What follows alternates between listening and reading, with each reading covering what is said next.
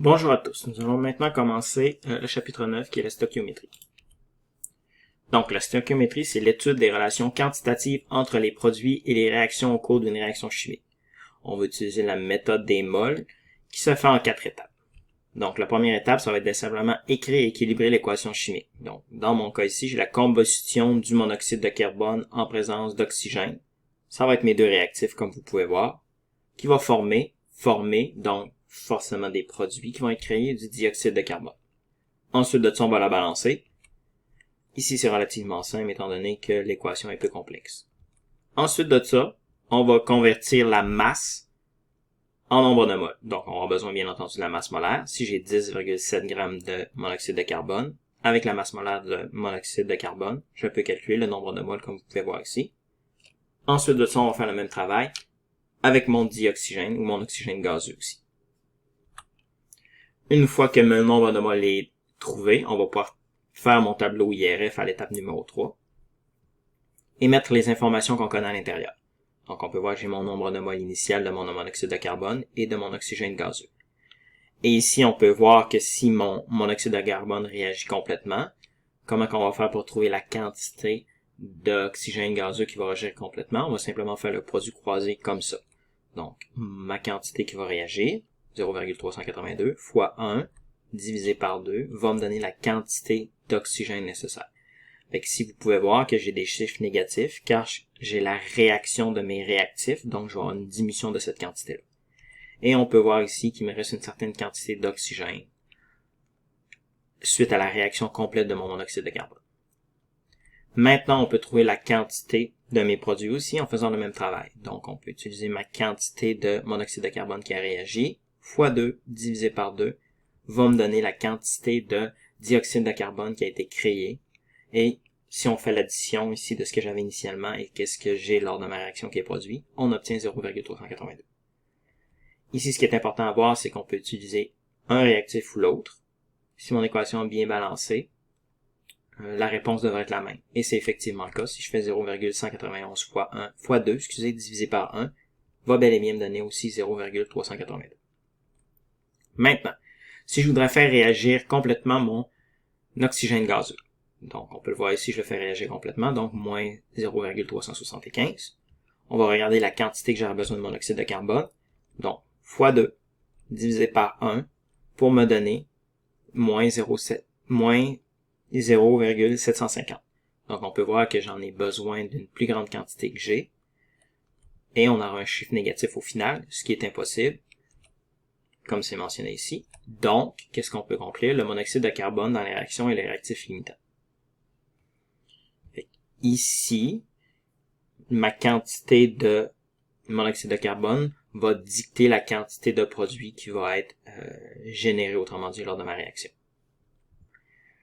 Donc, au final, étant donné que l'autre côté, c'est impossible, la réaction complète de mon oxygène gazeux, on va y aller avec la réaction complète de mon monoxyde de carbone, car il était effectivement limitant.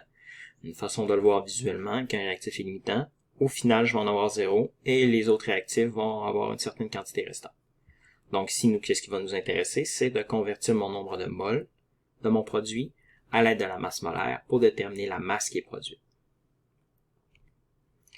Ici, ça vient juste faire un petit rappel de ce que je viens de dire. Dans mon cas, le monoxyde de carbone était limitant, parce qu'il finissait par avoir plus de moles de mon monoxyde de carbone, donc ce qui faisait que ma réaction chimique arrêtait.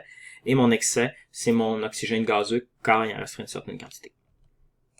Le rendement des réactions. Donc, on appelle rendement théorique la quantité de produit d'une réaction calculée à l'aide de la méthode des moles.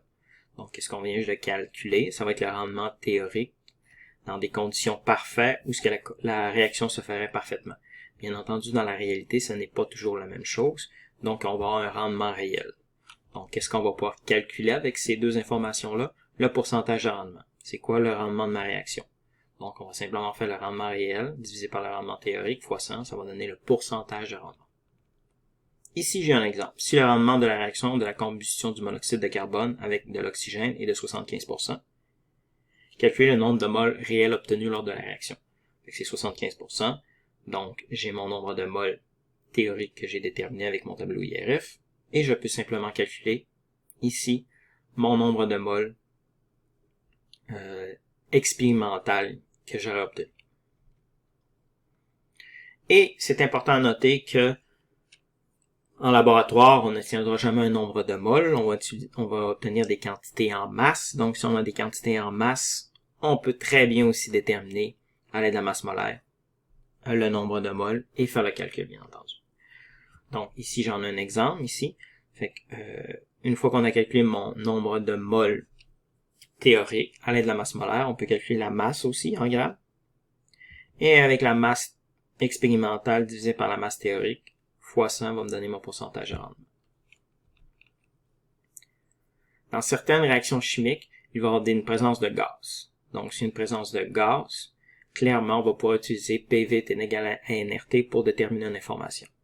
J'ai un exemple ici pour un contexte. Quel volume, on va s'intéresser au volume, en litres de dihydrogène gazeux ou d'hydrogène gazeux, donc mon H2 ici, mesuré à 355 Kelvin et à 98,4 kPa, faut-il pour synthétiser 37,7 g de méthanol. Donc, je construis ma réaction, mon équation chimique plutôt, je la balance et je fais mon tableau IRF. Donc, nous, on veut savoir c'est quoi ma quantité de H2. C'est un produit, fait que j'ai déjà mes quantités en moles c'est un réactif, mon H2, excusez. Mon méthanol, c'est un produit. Donc, on va déterminer la quantité de H2 en faisant le même travail qu'on a fait préalablement aussi, même si on a les produits qu'on cherche des réactifs, c'est très possible. Donc, ma première étape va être simplement de déterminer mon nombre de moles, que ça correspond à 35,70 g de méthanol. Avec sa masse molaire, on trouve mon nombre de moles.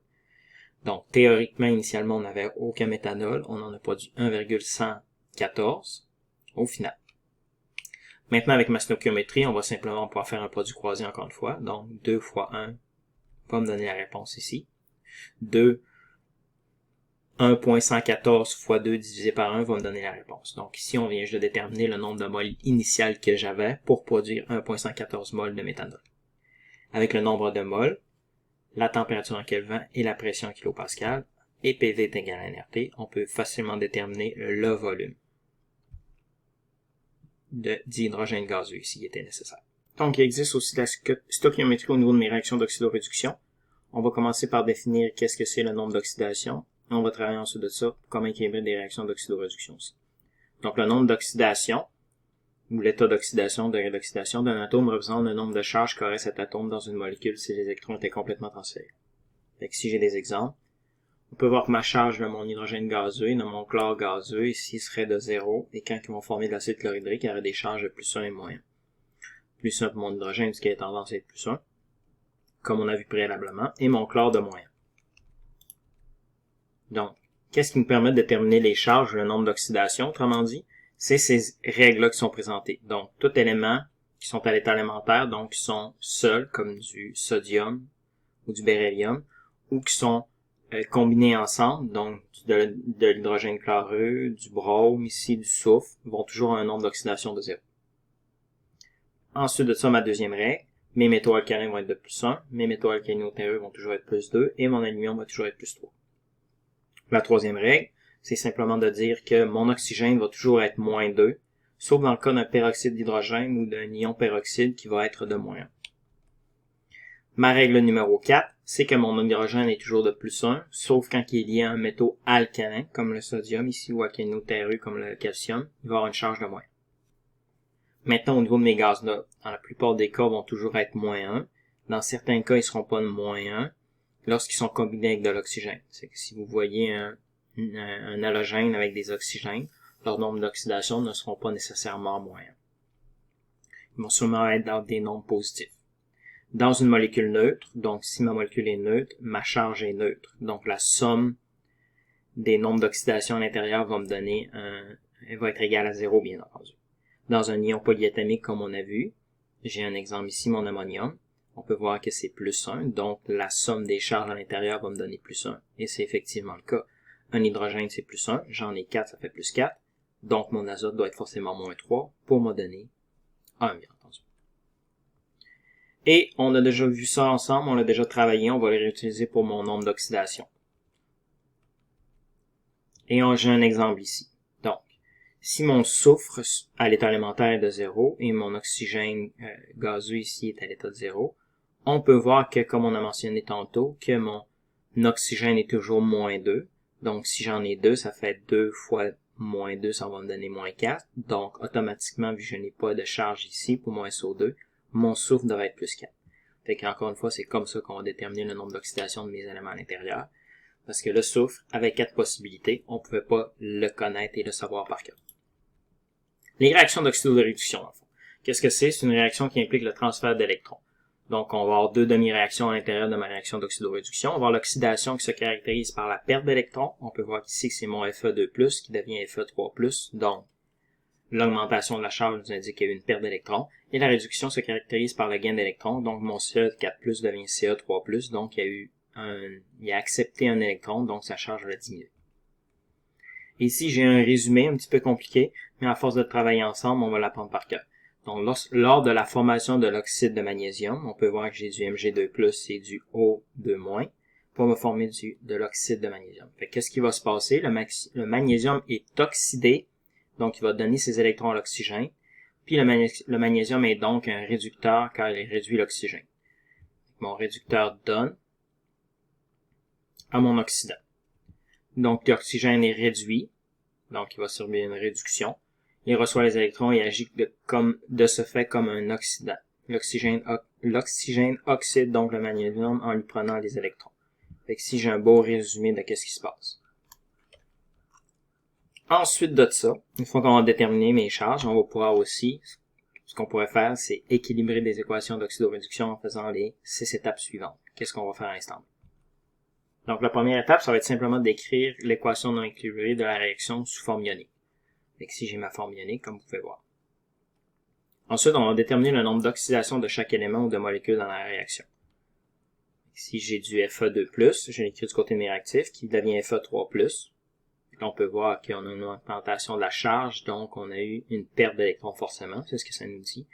Mon Cr, c'est écrit ici qui est 6+. Comment on fait pour le trouver? Mon oxygène est toujours moins 2. Moins 2 fois 7 me donne moins 14. Et pour me donner au final un ion polyatomique de moins 2, mon chrome doit être 6, parce que 6 fois 2, ça va me donner 12. 12 moins 14 va me donner moins 2. Et on peut voir ici mon Cr est plus 3, et mon oxygène il est moins 2 dans les deux cas.